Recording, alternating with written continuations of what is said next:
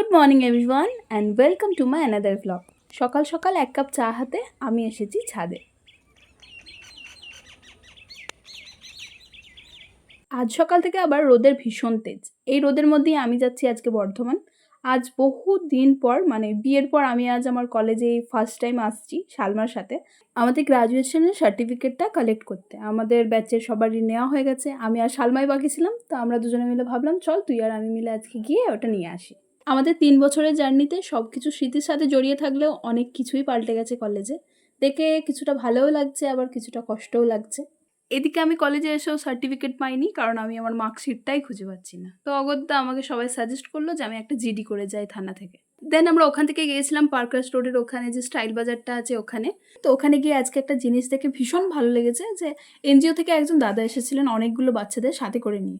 তো ওদেরকে পছন্দ মতো জামা কাপড় কিনে দিচ্ছিলেন, বাচ্চাগুলোও বেশ খুশি হচ্ছিল।